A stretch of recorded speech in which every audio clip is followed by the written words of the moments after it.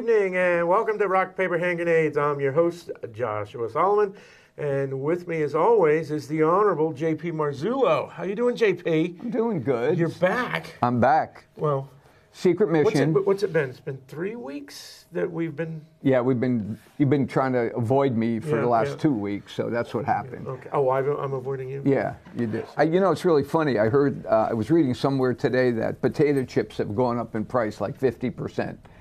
And the EPA type people said that it's because of the Earth heating.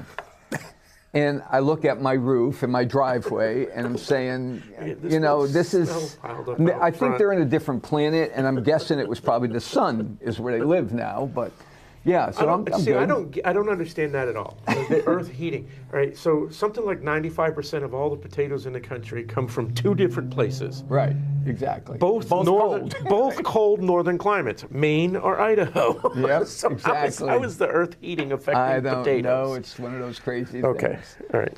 They'll I'm doing okay. They'll do anything to blame the climate Yeah. and cost us more money. So yeah, but we're Doge is doing their job so far. $4.7 trillion missing. Yeah, I like the fact that they're talking about possibly giving us a refund of the money. That's what Elon Musk kind of brought up the other night in a great interview with. I read that any refund based on savings from Doge will occur after Doge's existence is over. So this is a lot of things. The libs are just screaming bloody murdy about Doge and Trump created a brand new agency and it's whoa.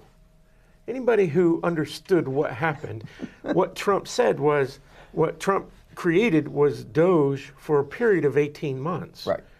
Doge disappears in 18 months. It's a temporary assignment to root out spending in the government and to go as fast as possible. Yep. Boy, their heads are spinning. Yeah. But anyway, so any refunds based on Doge's results will happen after that. Yeah. And so we can't really calculate what that'll be now, but given that they're saving $1 billion a day for the next 18 months. Yeah, we should get a check for at least $500, I would think, something like that. Musk was saying like $5,000 per person. I know. But you have to be paying Social Security at the time, which means you have to be, or not Social Security, paying income tax at the time, which means that you have to be employed. Right.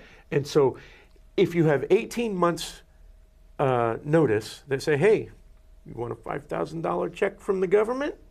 You better be employed when we start cutting checks. Guess what? That's fun. People start going to work. That would be great. So speaking about going to work, we'll probably have some guests here that would. All right, we'll introduce our guests. First off, we have a returning guest, one of Gary's favorite guests, Paul Ingbertson. I knew I was going to screw it up. The Honorable. Got right on it. The Honorable Paul They're Ingbertson. both out. Go ahead. And as well as the Honorable George Sorge. Greg Sorge. Yep. Oh. That's okay. I'm 1 out horrible. of 2's not bad. Glad you're back. I'm horrible with names. That was 0 for 2. Yeah. I think it was 0 for 2. This guy's a baseball guy. Come on. So they're going to be more, talking you're out. about the Claremont decision, which we know nothing about, so you take it away. Well, good. Thank you. Thank you for the opportunity to be down here again. We certainly miss our good friend Hopper. Yeah. That was one thing. Representative Hopper. That was one thing that I that we did last week. I put a little video of Gary at the end of the show, just to kind of remember some of Gary's humor. So. Yeah, his humor was the way he was. If he ever got up in the house, you were going to be laughing before he sat down. Yeah. But last Wednesday was the 2nd anniversary of his passing. Yeah, I know. Yeah. So hard to believe. Yeah. It is hard to believe. So. Well, anyway, we're appreciating being here and do it in honor of him and of Paul Mirsky, who organized so many Republicans to get us to that 280 Republican majority way back when. Yeah. Both of us were recruited by Paul without any question. I was doing a cable show and he was writing letters to the editor, and Paul figured out how to find us. I was doing a show like this up in the North Country, nice. Cable Access. Nice. So that was, and both of us, I think, came into the House in relation. I decided to be involved, but when I found that my rep, who was a rhino, was very loose-mouthed about the Constitution, not particularly concerned if we had a constitutional convention and all the great minds of the day. We'd undoubtedly come up with a better one and all that junk. So, but the way this begins, though, is that Greg came in literally, he said, because of, you should tell, because of the Claremont decision and his interest in being involved in politics. You're a lawyer, right? I am. Yeah. And you know, being a lawyer, I pay attention to things without knowing what non-lawyers pay attention to. And so I suspect for many people the Claremont decision that we're going to talk about Right. and its aftermath have kind of flown under the radar. Well, it's like something flying under the radar. It has an atomic bomb and it's ready to drop. Back in 1993, the Supreme Court decided that the Constitution required the state to fund an adequate education, 100%, an adequate education to every educable child. Adequate, what does that mean? We don't know. Never defined it. Right. Educable, we don't know. See, the Supreme Court, when they make constitutional interpretations, they're supposed to tell us what the Constitution's saying, but they didn't do that Yeah. in this case. They just said, you're not doing it right, legislature. Legislature asks, well, what's right? And they say, we'll let you know when you get the next case comes to us. Exactly. But we've been doing this for 30 years now, and that's Yeah. a terrible way to do law, where you don't know whether what you did was constitutional or not until the next case gets to the court, and then they invariably say, nope, you didn't do it this time, try again. And so this has been going on for 30 years now. Yeah. Now, at present, there's a case before the Supreme Court called the Conval decision, brought by the Conval School District, Yeah. which, if the Superior Court's decision in that case is upheld, and the case has been briefed and argued, so it's just waiting for a decision, if the Superior Court's upheld, the legislature is going to have, according to the court, an obligation to come up with $500 million more to fund education, just like that. Like magic. Yeah. Amazing stuff. Right? And that's really going to throw things into chaos. So we're talking legislatively. Supreme Court, All New I'm hearing Hampshire is my Constitution. taxes going this is up. New Hampshire. That's all Right. I'm hearing. That's right. That's all I hear. Yeah, It's think been income telling me tax. my taxes are Think coming income up. tax. So it's been going on for around 30 years now, you said? Yeah. The Claremont decision was issued December 30th, 1993. And I read it in January. Being a lawyer, I'd get the advance sheets of what they've done. And I read that decision. It's a very short decision. Anybody can read it and see how problematic it is. I read that and I said to myself, if the court can get away with this, it can get away with anything. Wow. Because the nature of our government is the legislature passes laws. The legislature's job is basically prospective. They set the rules that are going to apply to future Right. behavior. The court's job, the judiciary's job, is retrospective. It passes judgment on actions that have taken on the laws that were in effect up to that time. Legislature, prospective; judiciary, retrospective. But what the court does sometimes in order to get itself involved in retrospective actions, that is legislative action, is to declare that something, a policy decision, that what you and I would understand to be a policy decision is actually a constitutional decision. And since they've appointed themselves the supreme interpreters of the Constitution, that means that every policy decision that's made by the legislature on that subject automatically goes to the Supreme Court as though it were another chamber of the legislature, and they get the final say. So in that way, they've got themselves involved in policymaking, and that's what they did in Claremont. The school funding case of 1993 came before them, and they decided that they wanted to rule a certain way, and so then they began ferreting into the record to try to find support for what they already decided they were going to do. It's not supposed to work that way. They're Right. supposed to weigh the evidence on pro and con and apply their learning and come up with the answer from the evidence. But they did it backwards in this case. They decided where they wanted to go, and then began looking for something to support it. And what they came up with was so lame, so deficient that anybody can read the Claremont decision. You don't have to be a lawyer to understand this, because if you have a basic education in American history, you know that the Constitution in 1784, the New Hampshire Constitution, did not provide for the state to fund education, because No. nobody was funding education at the state level back then. They hadn't been funding it that way when New Hampshire was a province of Great Britain. They weren't doing it in 1784. They didn't do it in the years immediately following ratification of the Constitution. In fact, they didn't fund education to the extent of $1 at the state level until the 1850s. So Wow. how can the Supreme Court say that the Constitution in 1784 required the state to fund 100% of an adequate education at the state level? That they weren't doing that. Greg, could I cut you off just for a second? I wanted to ask So a the question. state, they're saying that the state is required to fund 100% of the education? Yes. Okay. We'll State get into that funds. just one minute. Okay. But I just want to know, could you just tell us, because I don't think we've done it in any of the podcasts.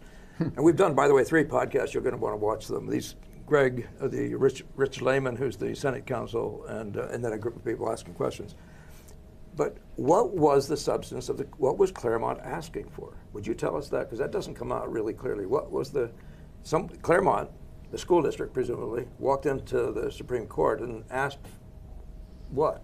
Where's our money? What were they asking? Do you remember that? Well, you know how it is that that when education is funded at the local level, there'll be disparities from town to town depending on whether one town is wealthier than the other or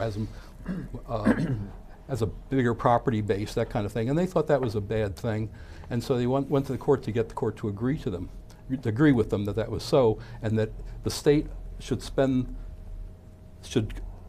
all the money so that everybody is treated the same. And they wanted the court to make that decision, and in order for the court to make that decision, they had to find something in the Constitution that would support it. And so the court goes in Article 83, which has a short statement that says that at all future times, it shall be the duty of the legislators to cherish the interests of the public schools. And from that language, they decided, there's the requirement for the state to fund education 100% with state funds. Yeah. And voila, there it is. Yeah. And so automatically, the plaintiffs get what they want, and the Supreme Court from that point on is the supreme judge of what education funding is all about. So You were gonna go, right? Yeah. Okay, so if that Claremont decision made this decision that the state is responsible for 100% of the education of every child in the state, then why does my local municipality school board tax me more than the state taxes me? Well, the state's only responsible, according to the court, to fund an adequate education. Which has never been defined. No, it never right? has been, Yes. Legislature keeps trying, and the court can't says, be. don't have it yet. Try Can't be again. defined. Okay, so the But that- individual but that doesn't- towns are now taking it upon themselves to go beyond the bare minimum adequate. Well, they education. can Is still what do you- that, Is that even what if- we're saying? Even if the court were to say, yes, okay, you've got it, you're funding an adequate education, that doesn't mean the towns then can't put in more if they want to get more than an adequate education for their school children. They could still do that. But for the last 30 years, though, the legislature has been playing a kind of rope-a-dope with the court, passing laws that they say, well, we're complying now with the Claremont decision, and they present what they did to the court, and the court says, no, you haven't done that. You haven't done that. I'm sure many in the legislature honestly think that the bills that get passed do comply with Claremont because they don't know the implications of Claremont. And so they really believe they've done it, but a lot of them, I think, suspect they know they're kind of playing fast and loose with Claremont because they know that full compliance with Claremont would be disastrous to the state budget. It would probably necessitate, almost certainly would necessitate a broad-based tax, which the voters have been saying that they don't want. So the reason this has come to such a crisis now is that on the one hand, the legislature has the court telling it to fund an education 100%, and on the other hand, the voters are telling the legislature, we don't want the taxes that are going to be required in order to do that. So legislature's caught in the middle here, and they have to decide. It's time to separate the boys from the men and decide which way they want to go. Do they want to comply with the court, or they want to follow the desires of their voters? So watch now what's happening, though. You're already sucked in. This isn't about money. We're not here to talk about money. We're talking about judicial activism. We're talking about judicial usurpation. That is the central issue here, that the court has done something they had absolutely no right to do, and they continue to be the legislators. What about- So it isn't about money. It started with money. It started with Claremont claiming they deserve something or other. Right. But it doesn't. This is the whole discussion we're having now. Is So- about the usurpation of the rights of the people to determine what they'll pay and what they'll pay for, policy and taxing.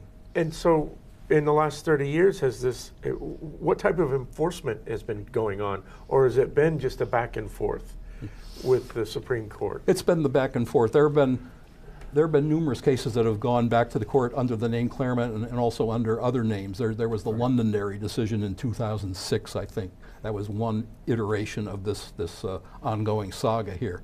So that's what's been going on for a long time. You know, the judicial process is kind of slow. You file a suit, Yeah. and it gets put on the docket. You have discovery, what's called discovery. That's where you exchange papers. You get your witnesses together. You go to trial. The court takes weeks and weeks, or maybe months and months, to make the decision. And then you have a certain amount of time in which to appeal to the Supreme Court, and then you go through the whole process again at the Supreme Court. The Conval case began in the Supreme Court in 2019. Here we are in 2025, and the case is still pending. So that'll tell you how slow this is. So that's why it's gone on for 30 years. But we're getting to the point now where the legislature is in such a corner where something's got to give. The court is running out of patience with the legislature, and it's on the verge. If they uphold the decision of the Superior Court, they're going to order the legislature to come up with another $500 million. And that's a constitutional crisis, because Right. there's no basis in the Constitution for the judicial branch to order the legislative branch to raise and No. appropriate money. What about free choice of education? How does that fit in? Is that a curveball now? You know, I say I don't want to raise my kid in a zip code because they can't get a good education, so I'm going to have the school choice. I'm going to go somewhere else. And that money, I want them to follow me. Remember, this is sort of how it's been going. How does that fit, or doesn't it at all? I mean, It's not relevant to what we're trying to bring to the Yeah. viewers. But we're really trying to focus on judicial usurpation and talk about where it can go in the next iteration. You really just kind of hit on it, and it clicked for me. So you're absolutely right. There is nothing in the New Hampshire Constitution that says that the Supreme Court, the New Hampshire Supreme Court, can order the legislature to appropriate money. Yeah. And that's Right. and that's essentially what's taking place here, is that the New Hampshire Supreme Court has found a line that any reasonable person would not say forces the state to appropriate that money. But they're telling it to. So that you got the Supreme Court telling the legislature to appropriate this money. Judicial Not oligarchy. yet. Not Yeah. yet. But that's where this is going. So my question is, what's the next logical step?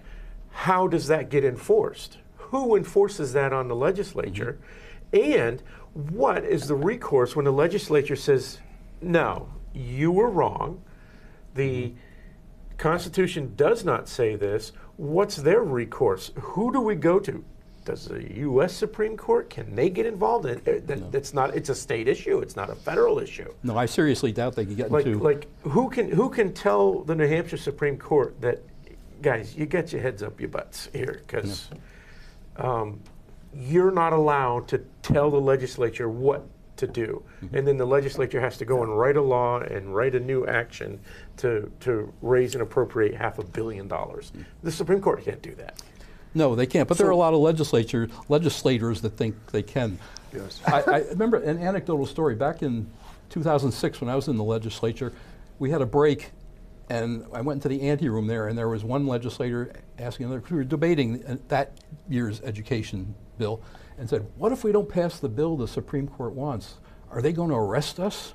Well, yeah. Well, that's what I'm saying. how do What's you the enforce it? enforcement Right, action right. that takes place? They can't. They right. can't. No, that's what the legislature just cannot grasp. If the legislature doesn't appropriate the money, there's nothing the court can do to make it. Not legally anyway. Although a lot of legislators don't know that. They don't understand that.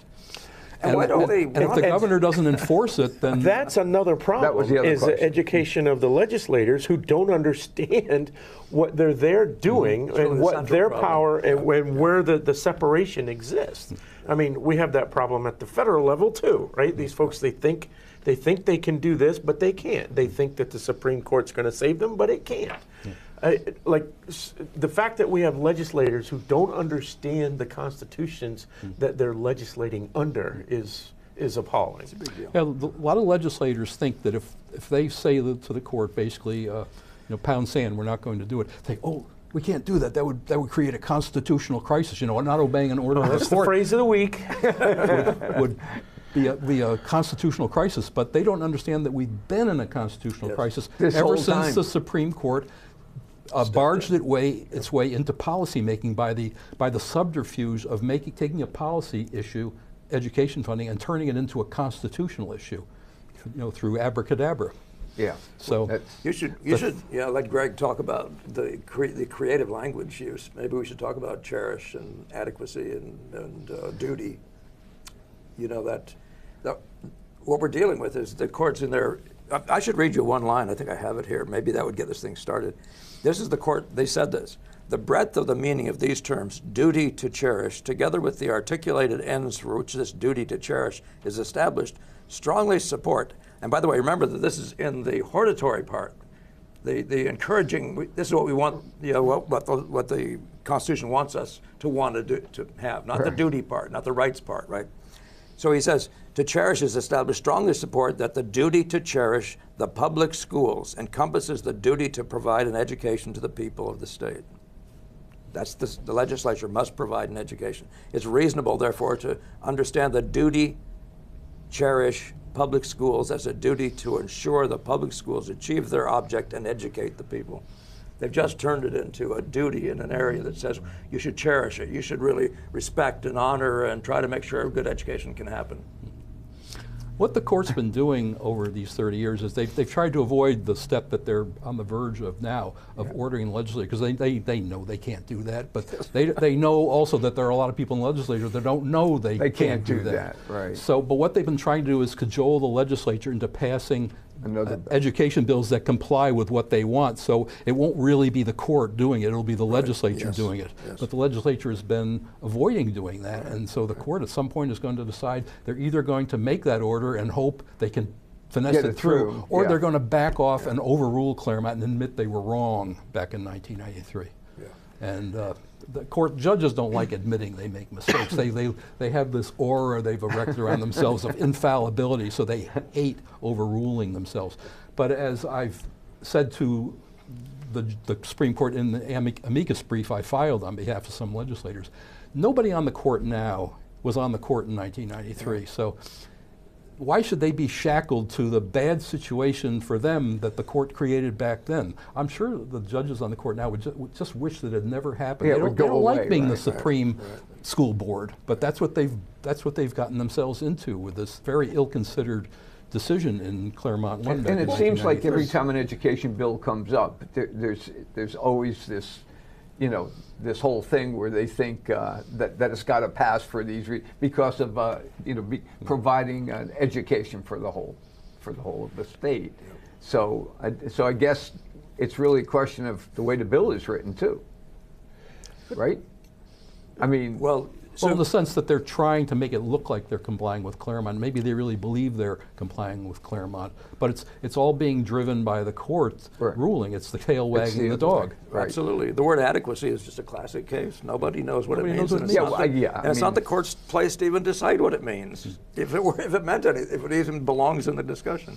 In fact, the duty that is at the root of this, the duty is the duty of the legislators, not the legislature. Yes, yeah. So what the court is basically doing is undertaking to dictate to the legislators, each of us, well, I'm not in anymore, but I was once, what the content of our duty is. Now, you can't invent a a violation of the separation of powers more blatant than that.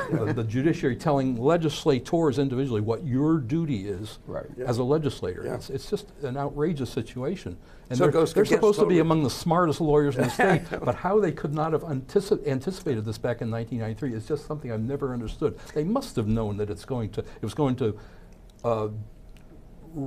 developed the way it has, so that we're at the verge now of a confrontation where the legislature is just going to have to say to the court, "You've made an order. We're not going to enforce it." And that's an unusual thing to happen, of course. But they've left the legislature no choice, because it's either comply with the court or comply with the wishes of the voters, and they have to decide which way they want to do it. The Senate Counsel Lehman, at one point in our discussion, he said, well, somebody's got to be the final person, and the courts have sort of decided it's them.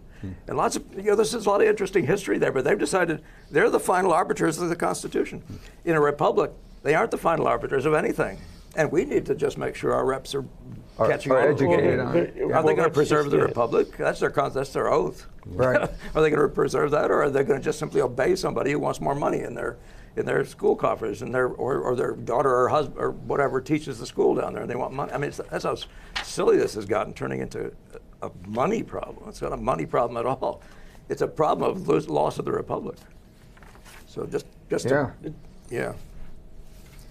Yes, the court ruled many years ago, just as the U.S. Supreme Court did in the case of Marbury versus Madison. They just declared themselves to be the final arbiters of the meaning of the Constitution. It's a great gig when you get to define the extent of your own powers, right? Wouldn't we all love that? What happened to the Constitution? But in fact, there's nothing in the Constitution that says the understanding of the Constitution of the Supreme Court has to be take precedence over that of the legislature. And if the legislature disagrees with the court, the legislature, there's nothing to prevent the legislature from just. The whole reason for the three-way balance of power: the executive, the judiciary, and the legislative branches. Right? If the judiciary is going to overstep to that extent, i.e., not only making policy, demanding that another branch of government that oversees them, right? The executive is nominating those judges. The legislative is approving those judges, and then those judges are appointed for life, but they can be impeached by the legislature, by the same legislature that they're trying to order around. So that goes back to educating these legislators. If the Supreme Court is going to start ordering you to do things that you are not constitutionally supposed to do, then it is then your job, your duty as a legislator, Talk about the is duty then of the to legislators. impeach that judge. Well, at the very least, just not to comply with a decision that's plainly but unconstitutional. they have oversight. If there's going to be too much of this legislating from the bench business, then the legislature has the power to take care of that. Yeah, when will they step up? I was just going to Really say the that's been question. for years though, and nothing's changed. Yeah. Right since the original. I don't think any branch is willing to exercise what is their constitutional duty. They have this ability and this privilege to have oversight over each other, but I don't think anybody wants to do anything to make waves. Yeah. Nobody wants to be the bad guy. And I think that's why we get into these situations, because not enough people are standing up and saying, no, you're wrong, right? Who's going to walk into a Supreme Court? I mean, you're a lawyer. Would you backtalk a judge who just gave you an order? You probably wouldn't. You'd have to rely on those legislators to make that, to be those bad guys. Yeah, that's been a concern of mine for a long time, too. You find there's not an awful lot of courage among the brethren of the bar about this. I sort of hoped back in 1994 that there would be editorials in the New Hampshire Bar News saying this court has gone too far here. You can't do this. But it turns out they don't, because we depend upon the Supreme Court to make our living. They have the power of professional life and death over us. Well, this particular lawyer said something bad about me in an editorial, so I'm really not going to be very favorable to any argument he makes, whether it's legal or not. Yeah. Well, I very long ago gave up any hope of ever winning a case in the Supreme Court. It's good for me because then I can blame the court and not blame my own lack of skill as a litigator. But, it is a fact that they have the ability to as they say, kill you in 1,000 ways without leaving a mark, and that's one of them. So there's been no organized outcry from the Bar Association because we're all it's an organization we're all required to be members in, and it's run by the Supreme Court under rules established by the Supreme Court. Nice, wow. Yeah, nice little That's a state good within gig, the state, too. as And I've called it. the legislatures have shut down courts, have closed courts, and restarted them again in the past. And what was the decision? Is that the Marbury? That's how they dealt with it in the 19th century. When the court got out of line, what the legislature would do would just be to vote the court out of existence, Right. which meant that all the judges lost their job. And then they would immediately reconstitute the courts under different names and then re-staff them. That was a nice little trick they pulled. That is. But unfortunately, Again, that why was... should- we that's should their be able to do it power as now, a right? legislature. But they're unelected. We ought to be able to we can't something because like that. in 1966, Yeah, an listen to article, this. an amendment to the Constitution made the Superior and the Supreme Courts constitutional courts, so they can't be voted out of existence now. We did Wow. it to ourselves. Yeah. The people. Yeah, We did it to ourselves. But the court is fond of saying that the branches of government are co-equal, Right. legislative, executive, Right. judicial. But in fact, the They're Constitution makes not, the though. legislative branch first among equals because under the Constitution as originally drafted and passed, the courts are creations of the legislature. It's in Article 6, I believe, the courts are constituted by the legislature. Until that amendment, which made the Supreme Court and the Superior Court constitutional courts that can't be put out of business anymore by a legislative enactment. So where did that amendment come from? Who brought that up? Oh, probably a lot of lawyers who thought it was a bad thing for the judges to have this sort of Damocles over their heads. But in reality, that functioned as a warning to the courts to stay real, keep it real. Stay in their lane. Don't get full of Yeah. yourselves because Yeah. the legislature always has this possibility of putting you all out of business if you overstep. The last time that had been done, it was in 1901, and there had been no occasion to do it ever since because the courts did stay in line. There's very little among, you'll check the cases that were decided by the Supreme Court over the ensuing 65 years or so until the Constitution was amended, and you don't find much that's objectionable. They behave themselves. Yeah. But once that amendment was made and the courts were made untouchable, then they began to get creative in their decision making. Claremont, I have no doubt, is a direct is directly rooted in the fact that the 1966 amendment made the courts independent of the. So no legislator has picked up on that to do what's right. I mean, it. Well, yes, how no, would they- we've had, there's HCR 14, was it, way back in the day, and there's one now that just was heard, maybe it was being heard in a few days, the HCR 11, which is a concurrent resolution to tell the courts to pound sand, essentially. I don't have do you have the text for that? It's a resolution. It's a though. resolution of the It's a resolution House and declaring that Senate. the Claremont decisions are no- unconstitutional, Right. beyond the authority of the court, and therefore they are not binding on the legislature. Just a simple So there declaration. are people making that that's move. the easy way out. I was just going to say right? that. Because then the court doesn't have to reverse itself, and then the problem is dealt with by the legislator. But there's so many. But we've there's been so many. educated. It's as a practical matter. I spent 4 terms in the legislature, and I tried to do my part, and others were working at it too, trying Sure. to get to impart a little courage to the rest of the legislature. This is what we can do. This is what we should do. And then just as I'm making headway, we have another election, and there's a turnover of 1/3 of the membership. So you have to start the whole process over again. It never ends. The court has the advantage of lifetime appointments, basically, Right. and yet our membership is always overturning. So the education curve is very small. Maybe an order from the court telling the legislature you've got to raise another $500 million Might do from it, something right? might finally penetrate the Yeah. gray matter that they should That'd have. be a horrible way to go, but It yeah. would, but Yeah, can you imagine? I that? mean, I don't know that many legislators who are willing to stand up for other things that aren't this, you know. Money's who always feel the center thing. It's a common sense thing that you're looking at. But as you said, it's part of their duty to that we Yeah. swear an oath to And preserve, it's the protect, oath and you defend took. the Constitution of the United States and of the state of New Hampshire. And part of that is the duty to defend the prerogatives of our branch of the government. Yeah. With the court, you can't let the court define its own powers because there's only so much power, and the more the court claims for itself, the less there is for the executive and the legislative branches.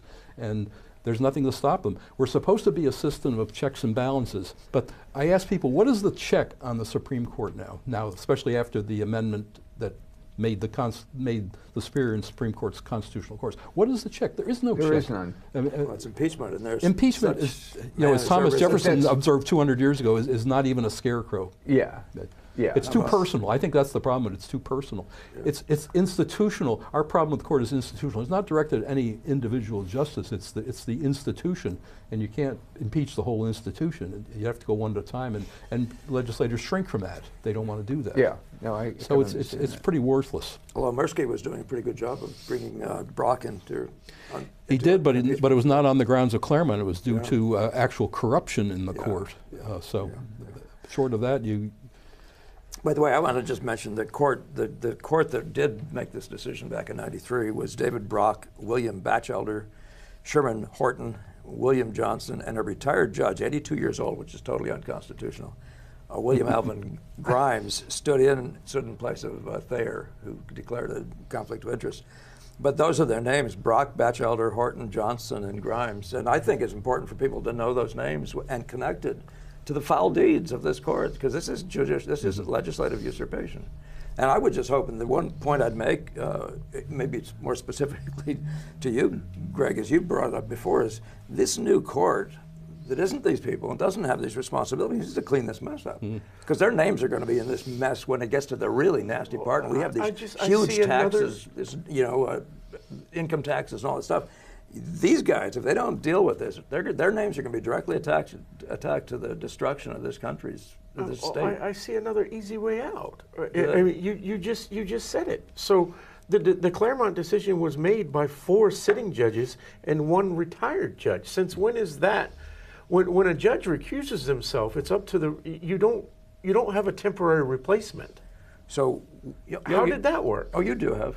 But the guy was illegal by being over 70 years of age, yeah. unconstitutional. To have 77, is it? I can't 70. remember. Well, they've changed. I don't know, but it was 70. 70 back is then. mandatory retirement. 70. No, so is that It's not that's- enough. They say that who would make that decision would be the court, and they say, Right, well, it's already a 5 to. It become a 4 to 1 instead of a 5 to nothing. It wouldn't make any difference. They It's still wouldn't go with it. Yeah. That's the way they work. You've seen that happen. And by the way, Van Loan, who's really very, very good, and you guys everybody who's on there needs to read the Claremont Reader. That we're going to make you a connection, your viewers, to the Claremont Reader. Right. And many essays have been done, much like Greg's, and Greg annotates that, talks about the key writing there. But Van Loan wrote, what were there, 13 or 15 or some items, Something all like that. different articles to the legislator under a name Rasputin. So it wouldn't affect his standing in the court. He was a lawyer. And it really brings incredible clarity to the fraud that's involved in producing this decision. When you guys were representatives, didn't we have a huge majority? And why wasn't, I mean, that was the best chance, I guess, at that point to get something done. And I guess Lynch was the governor at the time, right? Or was it? No. Well, back Was in our Benson, first yeah. term, Craig Benson was governor, and one term. HCR 14, which was that declaration that declared the Claremont decisions are not binding, passed the legislature. Actually passed it 213 to 142. I remember the numbers because that's exactly 60%. Yeah. But then it went to the Senate, and I think they just tabled it.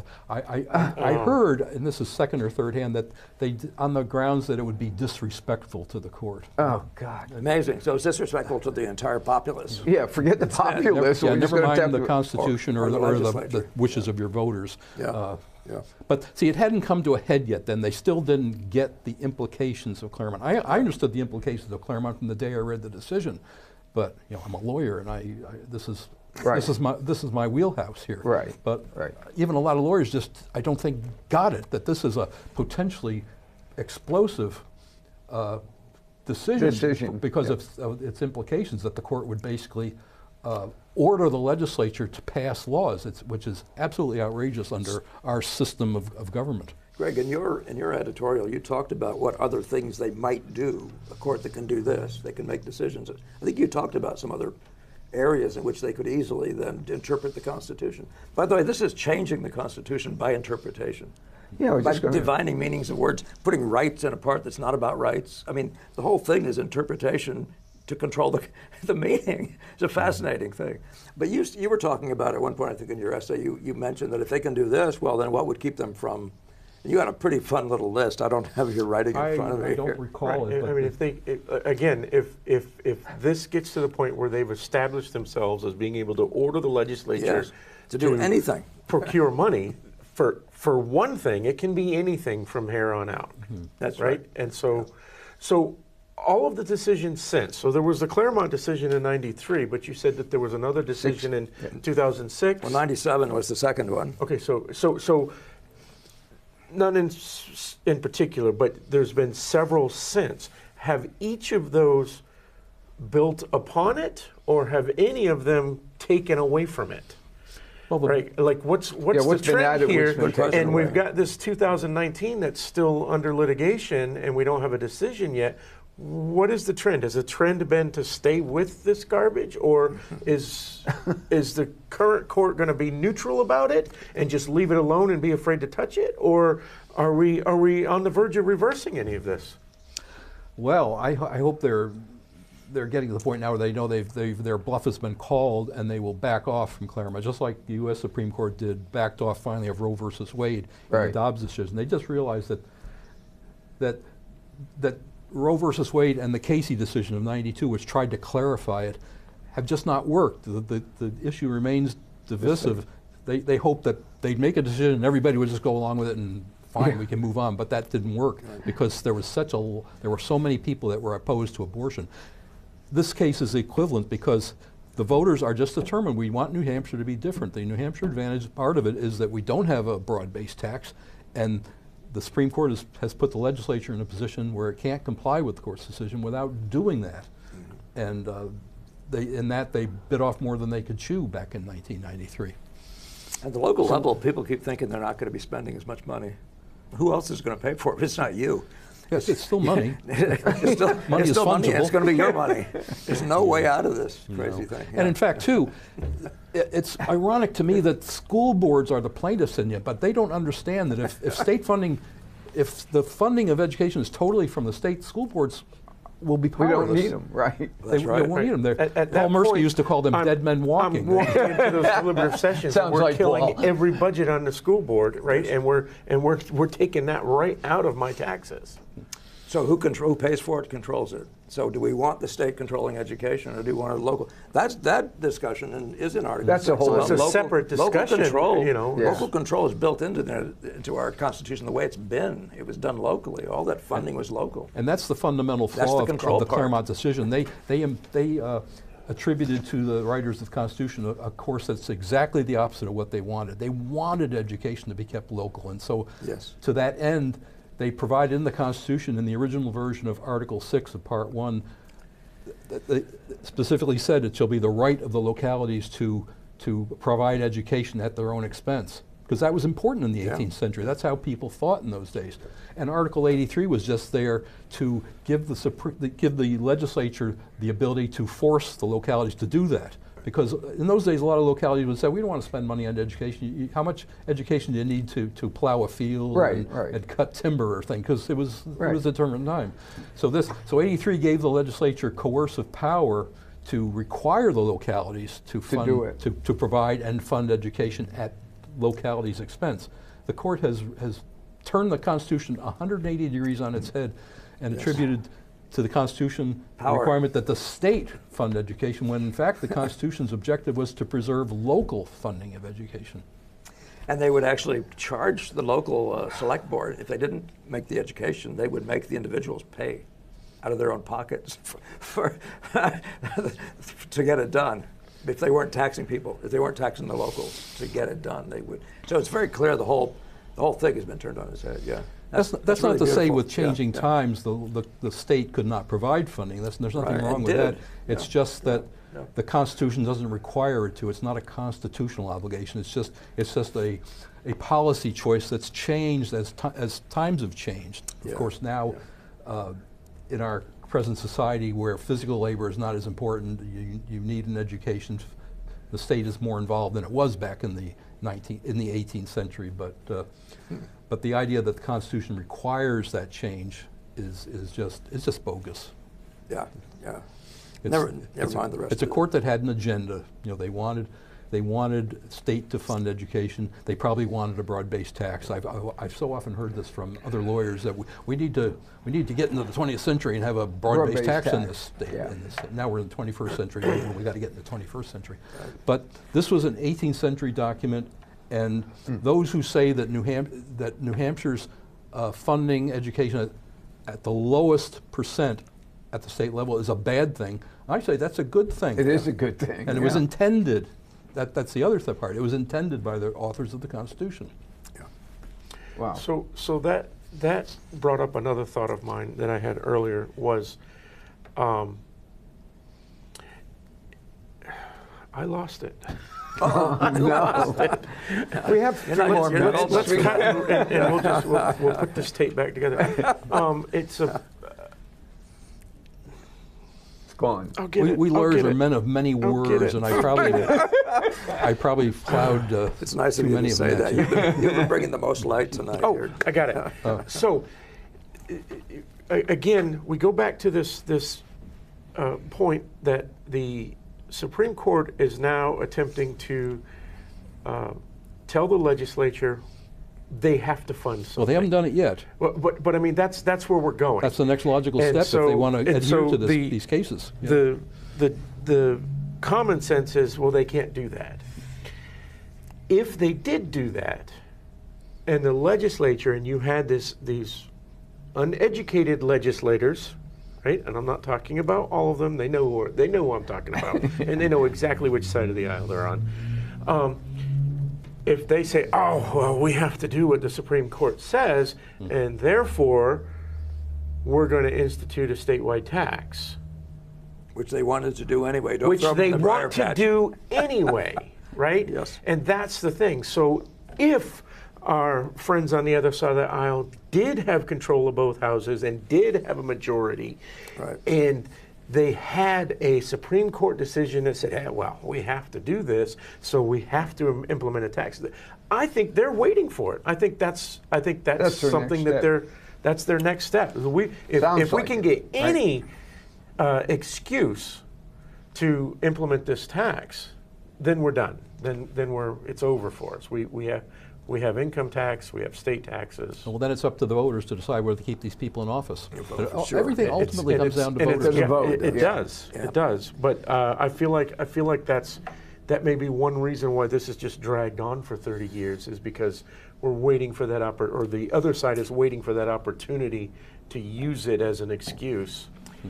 Yeah, but they've there's shown judgment in not increasing taxes on the other side because they're afraid of what the general mood is of the people in this. Yeah, it's one of the Yeah, problems it's- of the legislature that because legislators are basically $100 a year volunteers, Yeah. they don't mind that the courts take care of some policy decisions because it saves them from having to go to their voters and say, they don't have to take responsibility. They can say, well, the court made us do it. Yeah. You see, Yeah. and they also don't mind state administrative agencies taking over a lot of policy issues because they're insulated from the consequences of those too. It's basically kind of based on cowardice partly, and it's based on a desire not to have to work so hard for your $100 a year, to defer, to delegate legislative functions to the courts and to administrative agencies, and I think that's at work here too. Well, the Supreme that's Court interesting. says that we got to come up with $500 million, so we're just going to implement a statewide tax, and as long as we're implementing a statewide tax, we might as well give every legislator a $100,000 a year salary. Well, Yeah. Yeah, that sounds. no, but the interesting thing about this is that That's You know, their goal. yeah, but the interesting thing about this is it doesn't end there. it's just going to go up and Yeah, up and yeah. up, just the way your local taxes have already done with education. That's not cost $27,000 a kid Mm-hmm. to get a really nice education at the level of what K to 12. It does not cost that on a per year basis. That's just pure nuts. And private There are schools prove counties it. elsewhere in the country that are All over the getting place. exceptional education for the K through 12 at under 10 grand. Yeah. And if you eliminate the local funding portion of it, there's no limits on what these local school boards can ask for. The sky's the limit. Yeah. They can ask for anything they Yeah. want. Yeah. And the My school superintendent in order- does not need Candy store. $180,000 a year, and Candy my store. high school does not need 2 principals. Yeah, yeah, it's a candy store. I was in the town offices one day, and sorry, not the town offices, the middle school, and this guy was a janitor there. He said that middle school there, they used to have 17 employees, and now there's 77 employees or some number. It was a way huge number, like 5-10 times more people. And the number of people there wasn't even half again as much as what had been there. Right. Yeah. It's a just teacher in each trough. classroom. It's become a big trough. A principal, a vice principal, and a secretary. There's really not much more you need. Well, the But- SAUs have done the same thing. I mean, in Yeah. my town, it started with 2 or 3 20 years ago. Now there's like 15 of them. Oh, the SAU I is have right in no the middle idea of what it. they do. No. And when you try to find that out, they won't give you the I know what they information do. you need. I know what They they do. increase the number of It's going to union be members. published by Doge coming up. Yeah, I hope so. The SAUs are taking all kinds of federal funding.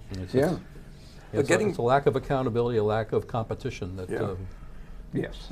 that makes them. They can inflate it as much as they want. And if there's any school board in the state that doesn't like what it gets, it has standing to bring another suit in the Claremont saga. Yeah. This thing can go Oh, on wow. forever. It can will. go on forever. And it will. Now, as to the mechanics of getting this $500 million, Attorney Lehman wrote a friend of the court brief on behalf of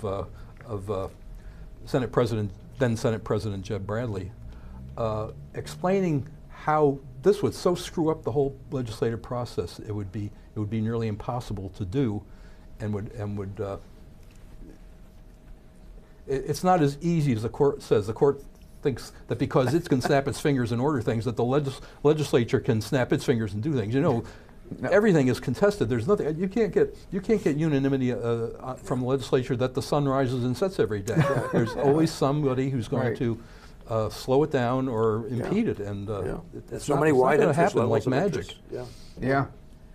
That's To me, frightening. Then. To me, the bottom line is this quote came from, I think you or Van Loan, I don't know who, but it said, this guy's quoting Bishop Hadley of England. He said, whoever hath That an sounds like Van absolute... Loan. That's Van Loan.